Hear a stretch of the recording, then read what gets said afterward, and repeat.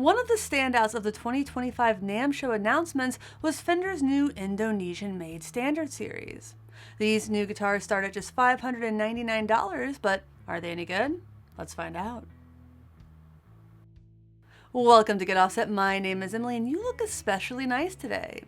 Just last week, I asked Fender if I could review the new Telecaster in their Standard Series, and they obliged, though thoughts and opinions are all mine. FYI, if you decide to get one of these guitars or anything else, please check out the affiliate links in my video description. I'm going to go ahead and get a sonic bass line. I'm running this Standard Series Telecaster through a mostly clean setting on the Benson Chimera plugin from Mixwave. Volume is at about 2, and both tone stacks are straight in the middle. That was the middle. This is the neck. And this is the bridge.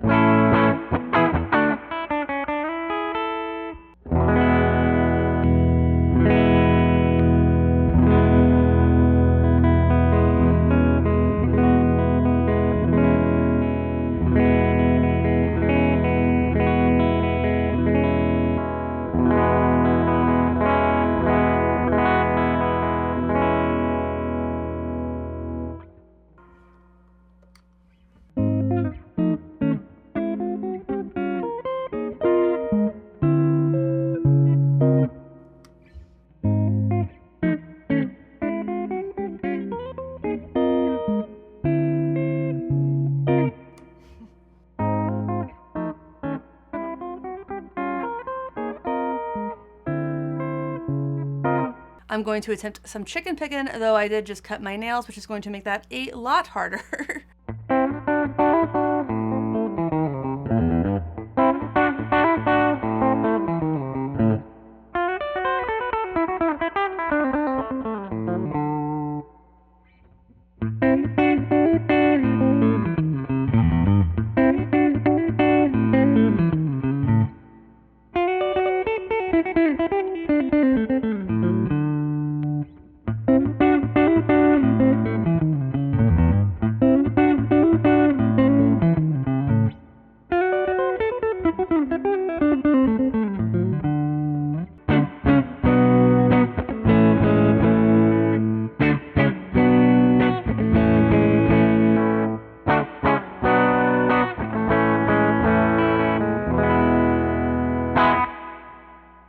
Okay, if you're interested in getting this guitar or anything else from Fender, check out the affiliate links in the video description. Using those links is a great way to support this channel doing things that, let's be honest with ourselves and each other, we were probably going to do anyway. All right, let's talk specs. Starting at the headstock, which says Fender, we have these modern style tuners that have the Fender branding on them. That's something that is missing in the Squier series, at least the Squier Affinity series, that I think that this is probably closest to with regards to spec. All of these Telecasters have a maple neck with a modern C neck shape, a 9.5-inch modern fretboard radius, and 21 medium jumbo frets. Your fretboard material varies based on finish color. Olympic white and 3 color sunbursts come with an Indian laurel fingerboard, while butterscotch blonde and aquamarine metallic, which is to say blue, have maple fingerboards. The body is poplar, and on the more translucent, transparent finishes like the butterscotch, which Phil McKnight and Landon Bailey have, you can see that is multi-pieces. I think both of those had 4. The finish on all of these is poly, which isn't a surprise, and the pickups have ceramic magnets, which does surprise me. That's not to say ceramic is bad, because it's not, but I'm used to seeing Alnico magnets in Telecasters.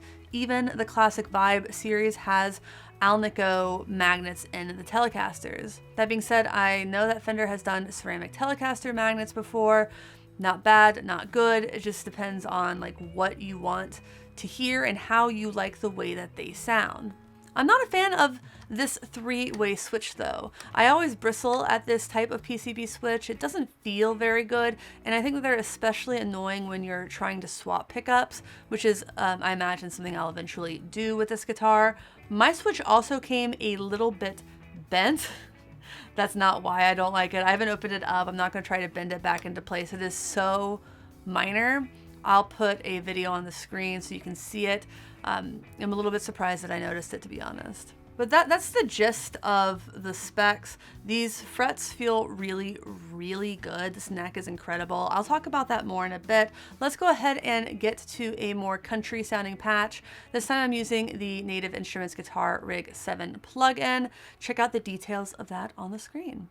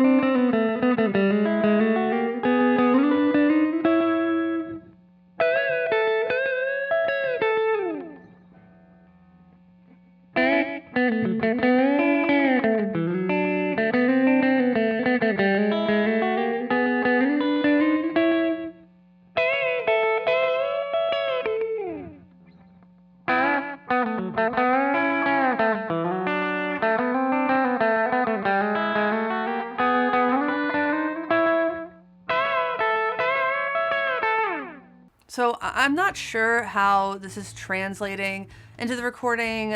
Post-production Emily will know more, though post-production Emily only levels out volume between patches. I think these pickups sound better clean than I expected them to. However, I wish that the bridge had more twang, had more bite. I felt the same way about the Player 2 Telecaster, that the bridge seemed a little bit more focused on a rock sound, which is fine, but for me and my playing style, and everyone's ears are different, I think I would just want something more traditionally Telecaster. Now, before I play a more driven patch and see how these things do with dirt, and by the way, that's going to be the Benson Chimera plugin with the amp cranked more, and I think I'm going to be using the plugin that has its preamp pedal as well. I want to talk about some of the things that you've heard online about this guitar. People say it's a Squier with a Fender logo on the headstock. And to talk about that is also, I think, to talk about who this guitar is for. This guitar isn't for everybody, just like every other guitar that's ever been made.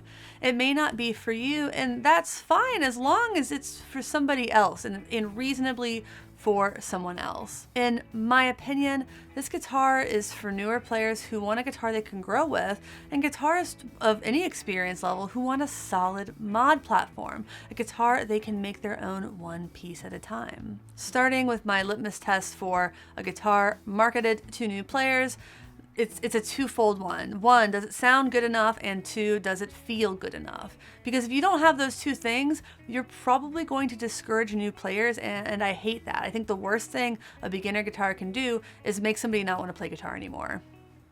That simple. This guitar passes both of those tests. Listen, you're either gonna like the sound of these pickups or you aren't, but I don't think anyone can say that they're categorically bad. And frankly, the feel is great, especially the neck. Landon Bailey said the same thing. I watched this video last night, but the neck is an upgrade from the nicest Squiers I've played, and that's the most valuable part of any stock guitar to me. And when I say the neck, I mean the entire neck, the satin finish, the wonderfully crowned frets, the rolled fret edges, the rolled fingerboard edges. This is a neck that one would pay $300 to $400 for if they wanted that Fender logo on it especially. I'll talk about that at the end of the video a little bit more, but this neck is superb. As for other general fit and finish stuff, this seems really nice. There weren't any major flaws in the paint. Looking there, maybe a little bit of paint issue right there in the tight neck pocket. I'm used to seeing that on all kinds of guitars, including nicer ones. Those little itty bitty little finish cracks are not unusual, but this is actually better than most in that regard. The string ferrules are even, which I don't remember the last time I saw a guitar that had them kind of messed up, but that's always nice. I like the bridge. This is a similar bridge to the one on the Player 2 Telecaster where it's not the true ashtray. It doesn't have that lip coming up there. Another place I'll agree with Landon is that the brushed chrome here on the bridge looks really, really nice. I don't agree with him that the polished chrome looks cheap or tacky, but that's personal preference stuff as well. But yeah, that seems nice. It came pretty well intonated. I'll have to do some finishing stuff there. But all of the most complicated stuff with the neck, all of the things that one may complain most about, they're just not present on this guitar. It's, as far as QC goes, minus this bent knob, which honestly could have happened in shipping.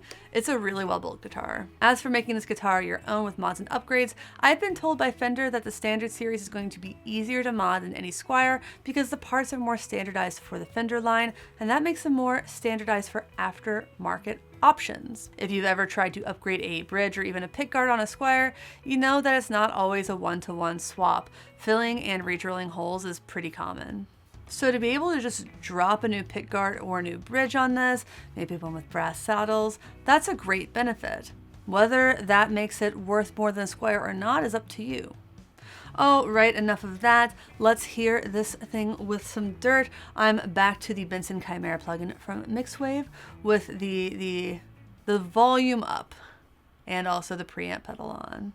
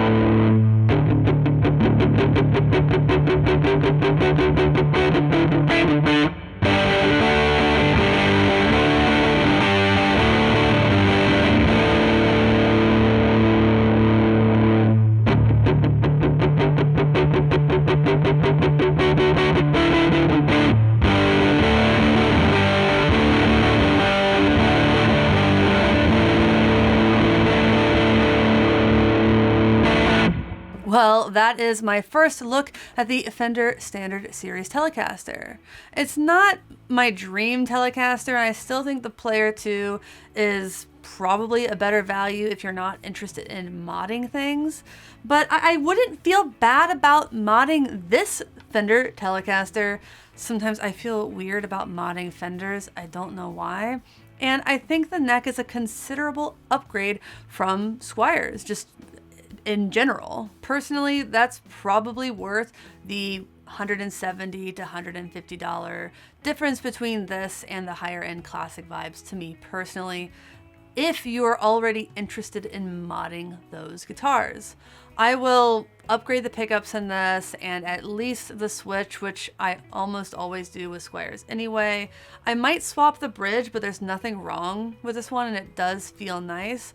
The tuning machines they're fine. I'll probably upgrade those as well, but that's way low on my priorities and it's more of a personal preference thing. I'll probably also have some fun with an aftermarket pickguard, but that's again a personal preference thing. If you liked this video, please check out the one on the screen where I demo the Fender Player 2 Telecaster, and check out the affiliate links in the video description. Thanks for watching, thanks for understanding. Until next time, my name is Emily. Goodbye.